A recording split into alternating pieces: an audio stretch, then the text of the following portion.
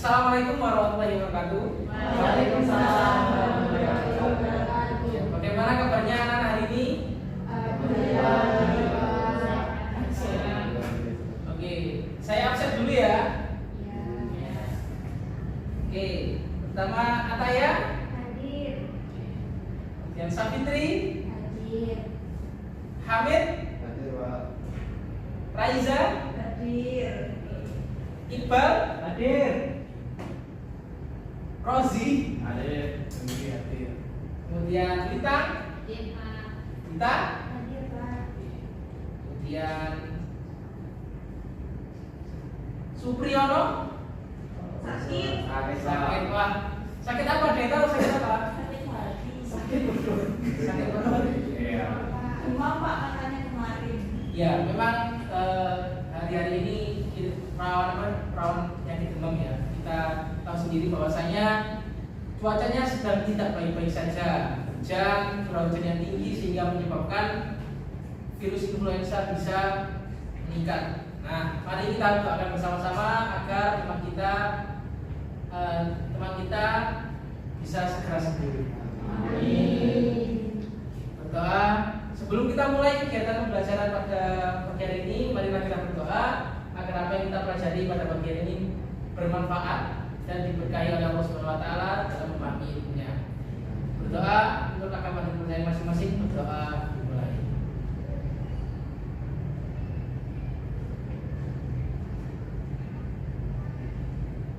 Amin. Amin ya rabbal alamin. Berdoa dicukupkan. Oke. Apakah sudah ada yang tahu kita akan belajar mengenai apa hari ini? Dari judulnya geometri. Oh iya, betul sekali ya, cerdas sekali ya, cermat sekali ya Anda ya. Sudah saya tunjukkan di sini ya, bisa dibaca ya. Oke, hari ini kita akan belajar mengenai geometri atau bangun ruang ataupun bangun datar. Kita kemarin sudah belajar mengenai bangun ruang dan bangun datar.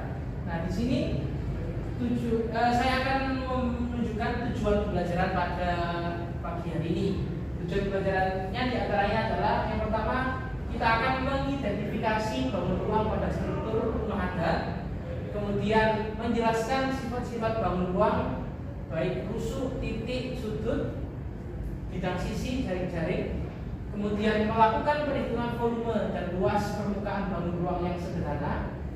Permukaan bangun ruang sederhana.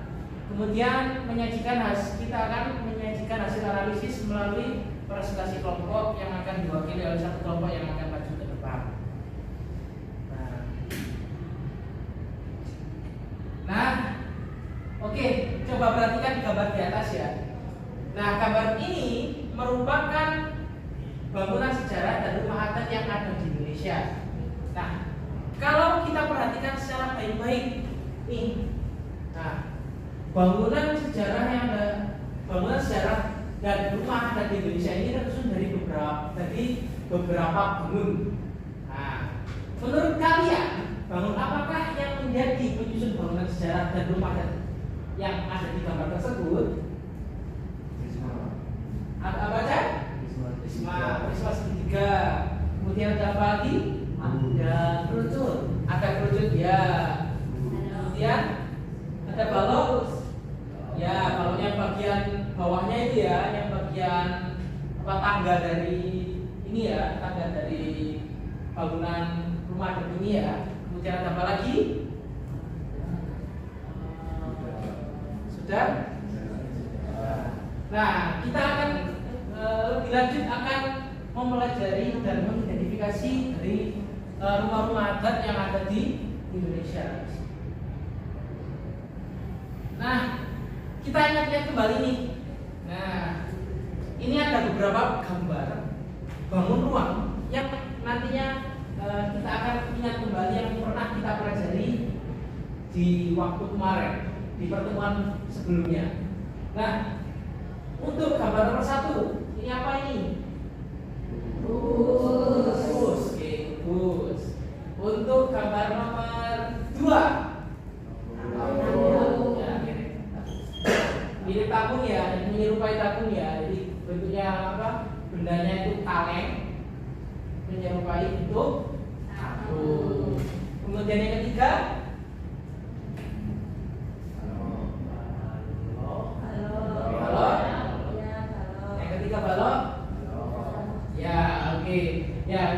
ini memang mirip dengan balok ya, tapi kalau kondisinya seperti ini disebut dengan prisma segi 4. Kemudian yang keempat, bola ya.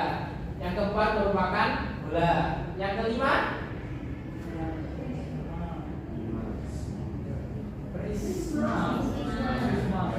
Nah, yang kelima ini prisma segitiga. Ada yang tahu perbedaan prisma dan limas? Itulah kalau semisal limas dia punya pucuknya, ya punya pucuknya gitu lah. Tapi kalau prisma dia ya itu alas sama tutupnya aja. Ya, betul sekali Pak. Ya, betul sekali ya. Kalau prisma itu memiliki alas yang sama. Jadi kalau prisma segitiga itu atas alas dan penduduknya itu segitiga. Kalau secara limas itu biasanya berbentuk seperti memiliki titik apa itu yang di atas di puncak. Nah, seperti itu ya. Kemudian yang keenam, bola. Ya, bola lagi ya. Yang ketujuh, balok. Nah, ini baru balok ya. Yang kedelapan, bagus. Oke, betul sekali. Ini masih ingat ya teman-teman anak-anak ya? Masih. Nah, di sini kita akan secara spesifik akan mengidentifikasi kembali, ya, mengidentifikasi kembali rumah adat Jawa, rumah adat yang ada di Jawa. Nah, khususnya kita kan saat ini kan berada di Pulau Jawa. Nah, tentunya rumah kita akan mengulik kembali sejarah-sejarah yang ada di tanah Jawa, khususnya di rumah adat Jawa. Nah, di sini kita akan mencari dan mengidentifikasi ada berapa jenis bangun ruang yang ada dalam gambar. Nah, kemudian kita memiliki sebuah masalah. Nah, masalahnya adalah jadi sebuah acara pertunangan akan diadakan di ruang utama rumah joglo. Panitia ingin mengetahui berapa banyak orang yang dapat ditampung dengan nyaman. Pertanyaan masalahnya, bagaimana cara menghitung volume dan luas lantai ruang utama rumah joglo agar dapat memperkirakan kapasitas maksimal tamu yang dapat ditampung. Nah, untuk membantu kalian menyelesaikan permasalahan ini sesuai dengan yang telah Bapak berikan kemarin untuk kelompoknya, silahkan. Apakah ini semua sudah ditulis sesuai kelompoknya masing-masing? Sudah. Oke. Kalau sudah, ini Bapak akan memberikan lembar kerja untuk kalian kerjakan untuk menyelesaikan permasalahan yang ada. Oke.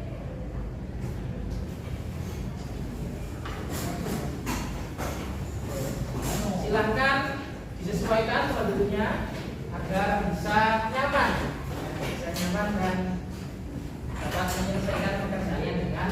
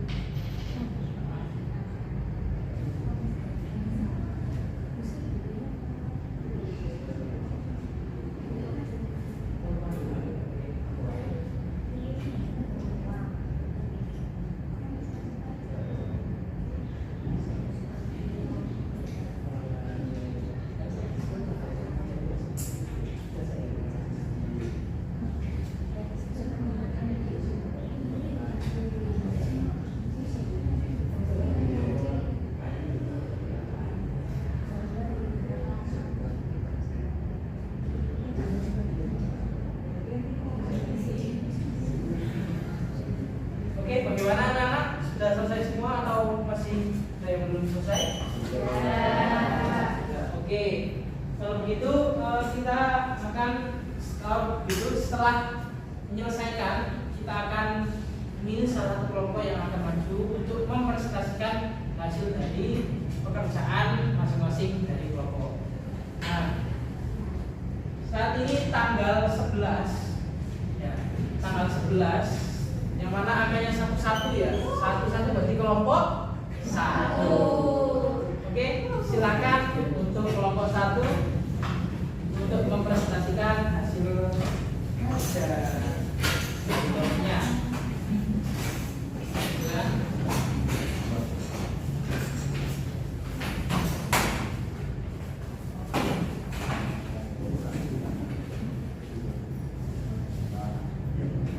Assalamualaikum warahmatullahi wabarakatuh. Perkenalkan, kami dari kelompok 1 akan menerangkan tentang LKPD yang telah kami kerjakan. Sebelumnya kami akan memperkenalkan diri terlebih dahulu. Saya Rozi. Lalu saya Iqbal. Saya Rita. Dan saya Rita. Nah, kalau gitu untuk yang itu kegiatan 1 ya, langkah 1 itu tentang observasi. Di situ ada rumah adat Jawa, khususnya joglo ya, yang kayak gini itu. Nah, di sini kita kan disuruh mengidentifikasi bagian bangunan ya, bagian bangunannya di sini. Nah, di sini kelompok kami itu menemukan bahwa untuk atapnya, bagian atapnya itu bangun datarnya dia terdiri dari segitiga, bagian samping kirinya itu segitiga, terus ada trapesium di bagian depannya. Terus untuk jenis bangun ruangnya itu bangun ruangnya prisma segitiga itu ya. Habis itu ada pada bagian Belanda yang Belanda atau tumpang itu jenis bangun datarnya dia persegi panjang. Terus jenis bangun ruangnya dia balok. Lalu untuk yang bagian saka bulu itu jenis bangun datarnya persegi ya, persegi. Terus jenis bangun ruangnya untuk bagian ruang utamanya yang bagian tengah situ ya, itu dia bentuknya persegi panjang, persegi panjang, sehingga untuk jenis bangun ruangnya itu berbentuk bisa balok atau prisma segi 4 seperti itu.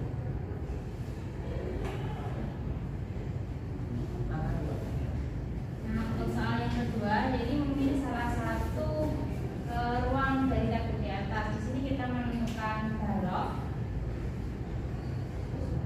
yang mana memiliki 6 sisi yang berbentuk persegi panjang dan 8 titik sudut dan 12 rusuk. Lalu 3 pasang sisi yang berhadapan bersifat sejajar dan kongruent. Sudut antara sisi tegak lurus 90 derajat. Bangunan ini stabil digunakan sebagai penyangga vertikal karena memiliki bidang malas yang kuat dan distribusi massa yang seimbang. Lalu pada selanjutnya menggambarkan bangunan ruang secara proporsional dan berlapis pada setiap sisinya.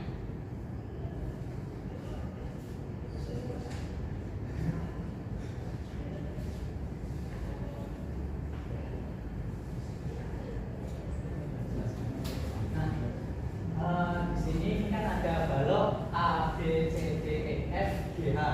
Untuk rusuknya itu tadi kan disebutkan oleh teman saya itu ada 12. Rusuk-rusuknya itu yang kayak AB, terus BC, C ke D, terus AD, 4 AE, BF, CG, DH, terus EF, FG, DH dan AE. Untuk sisinya tadi disebutkan sudah ada 6. Sisinya itu yang bagian alasnya itu A, B, C, D, terus atapnya E, F, G, H. Terus sisi yang samping-sampingnya itu ada A, B, F, E, terus A, D, H, E. Terus ada D, C, G, H. Satu lagi B, C, G, H, E, G, H. B, C, G, F. Terus apa lagi? Untuk yang langkah ketiga,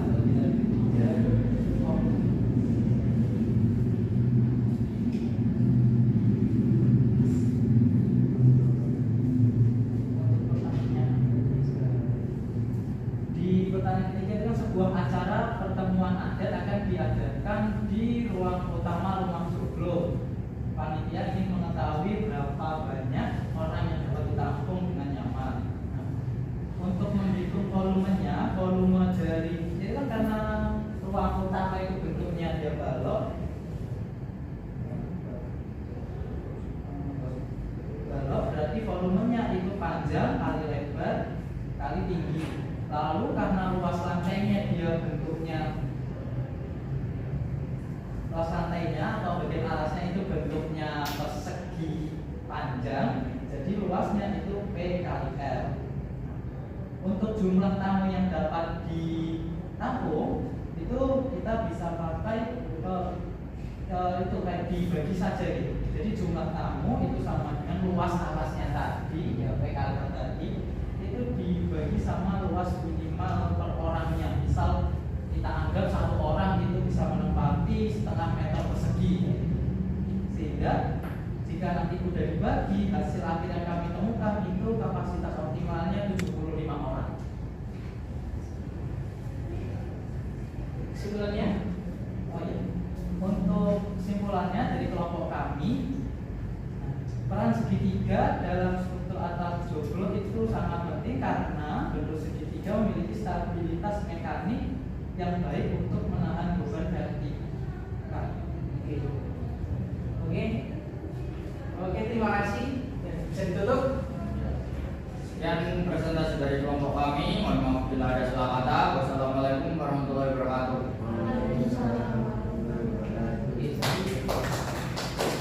Kita tangan untuk kelompok yang sudah berani maju ke depan. Ya, oke. Oke, tadi berarti tadi sudah terjawab ya. Apa saja jenis-jenis bangun ruang ataupun bangun datar yang sudah ada pada ruangan yang ada di rumah adat Jawa. Nah, kemudian untuk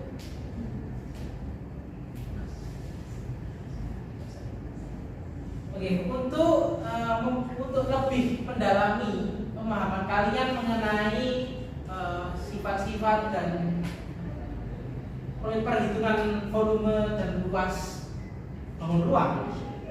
Nah, nanti bisa dikerjakan tugas untuk dibawa pulang ke rumah, tugas halaman 20 sampai dengan halaman 25. Ya. Ya. Ya, di buku paket ya. Yang buku paket dikerjakan di buku tulis, kemudian dikumpulkan di pertemuan yang akan datang. Oke, dimengerti? Oke, baik, kita cukupkan pertemuan pada pagi hari ini. Sebelum kita akhiri, marilah kita berdoa bersama-sama agar apa yang telah kita pelajari pada pagi hari ini dapat bermanfaat dan semoga kegiatan kita pada pagi hari ini mendapatkan dicatat sebagai amal kebaikan untuk kita semua. Amin. Oke, berdoa menurut agama dan percaya masing-masing, berdoa dimulai.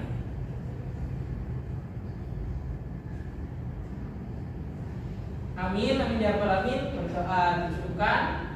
Terima kasih, sampai jumpa lagi di pertemuan selanjutnya. Bye.